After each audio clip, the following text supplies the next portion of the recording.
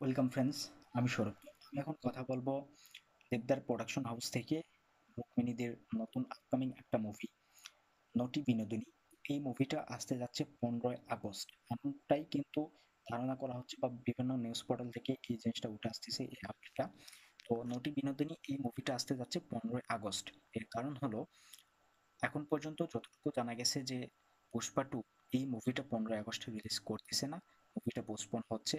এটি কিন্তু অফিসিয়ালি এখন পর্যন্ত জানানো হয়নি। তো এই মুভিটার উপরে কিন্তু অনেক মুভির ভাগ্য নির্ধারণ হচ্ছে, অর্থাৎ 15ই আগস্ট যদি পুষ্পা না আসে, তাহলে কিন্তু সেখানে বাংলা 3টা মুভি রিলিজ করবে 15ই আগস্ট সেই ডেটে। বাংলা 3টা মুভি রিলিজ করতেছে এবং তার মধ্যে এই বিনোদিনী, যেটা যেটাতে আমরা রুক্মিণীকে দেখতে পাবো, দেবদা থাকতেছে না। এটা দেবদার প্রোডাকশন হাউস, অর্থাৎ দেবদার ব্যানারে কিন্তু এই মুভিটা আসতেছে। তো এই বিনোদিনী মুভিটা কিন্তু 15ই আগস্ট রিলিজ হওয়ার সম্ভাবনা আছে, এটুকুই কিন্তু জানা যাচ্ছে। তো পুষ্পা 2-র কাজ কিন্তু এখন পর্যন্ত একদম শেষ হয় নাই এবং মেকার্সরা প্রচুর চাপে আছে। মানে পুষ্পা পুরো টিম কিন্তু একটু চাপে আছে এই 15ই আগস্ট মুভিটা রিলিজ দেওয়ার জন্য। তো লাস্ট পর্যন্ত কিন্তু তারা ডিসিশন চেঞ্জ করতেই পারে, মুভিটাকে পোস্টপোন করতে পারে। তো এই মুভিটা যদি পোস্টপোন হয়, তাহলে কিন্তু মানে পুষ্পা পড়ে যাবে এবং বারবার মুভিটা পোস্টপোন করলে এটা কিন্তু পুষ্পার 2 এর জন্য মানে বিশাল একটা ক্ষতি হবে। আর অপরদিকে পুষ্পা যদি সরে যায়, তাহলে সেই ডেটে কিন্তু 3টে বাংলা মুভি রিলিজ করতেছে। একটা সৃজিত মুখোপাধ্যায়ের পদাতিক। তো সৃজিত মুখোপাধ্যায়ের এই পদাতিক মুভি কিন্তু রিলিজ করতে পারে 15ই আগস্ট। এবং আরেকটা রাজ চক্রবর্তীর বাবলি। তো এই বাবলিতে কিন্তু আমরা শুভশ্রী এবং আবিরকে দেখতে পাবো। রাজ চক্রবর্তীর এই বাবলি মুভিটাও কিন্তু রিলিজ করার সম্ভব আছে।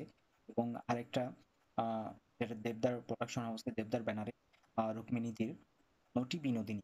এই বিনোদিনী মুভিটা কিন্তু আসলে 15ই আগস্ট রিলিজ করার একটা সম্ভাবনা আছে। আর যদি দেবদা এটা একবার মানে অফিসিয়ালি অ্যানাউন্সমেন্ট করে দেয়, তাহলে কিন্তু দেবদা কখনোই পিছন দিকে হাঁটবে না। এবং দেবদা কিন্তু কখনোই সেই জিনিসটা করে নাই। তিনি যেই ডেটে ডেটে আর কি বলছে, যখন এই ডেটে যে জিনিসটা তিনি নিয়ে আসতে চাইছেন, সেই ডেটেই কিন্তু তিনি সেই জিনিসটাকে নিয়ে আসছেন দর্শকের সামনে।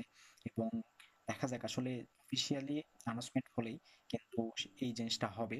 আর যদি পুষ্পা 2 সরে না যায়, তাহলে কিন্তু বলা যায় 3টে মুভির মধ্যে আহ হয়তোবা 2-একটা রিলিজ করতে পারে, কিংবা 3টে মুভি কিন্তু একটা গ্যাপে রিলিজ করতে পারে। তো দেখা যাক পুষ্পা 2 যদি আহ, মানে 15ই আগস্ট থেকে সরে যায়, তাহলে কিন্তু আমরা এই 3টে মুভিকে 15ই আগস্ট রিলিজ হতে দেখতে পাবো। এই 3টা মুভি কিন্তু মানে খুব বড় একটা চাপে আছে। এবং পুষ্পা যেহেতু এত বড় একটা মুভি, যেটা বাংলা ভাষাতেও রিলিজ করতেছে, তো এটা অনেকটা একটা চাপ পড়বে বাংলা মুভির জন্য, যদি সেই উইকেন্ডে বাংলা মুভি রিলিজ করে। তো তবে বলা যায় যে কোনো পরিচালক কিন্তু এই একটা মানে চাপ কখনোই নিতে চাইবে না এবং হয়তোবা মাঝখানে একটা গ্যাপ রেখে মুভিগুলো রিলিজ দিবে। তো এখন পর্যন্ত কিন্তু কোনো মুভির নতুন করে অ্যানাউন্সমেন্ট আসে নাই। তো পুষ্পা 2 কিন্তু postpone হইছে, মানে এই আপডেটটা উঠে আসতেছে, কিন্তু অফিসিয়ালি কিন্তু তারাও কোনো অ্যানাউন্সমেন্ট করে নাই। তো দেখা যাক আসলে কি হয়, পুষ্পা 2 সরে যায় কিনা এবং এই তিনটা বাংলা মুভি রিলিজ করে কিনা। তো এটা আসলে দেখার বিষয়, যেহেতু মাঝখানে অনেকটা সময় আছে।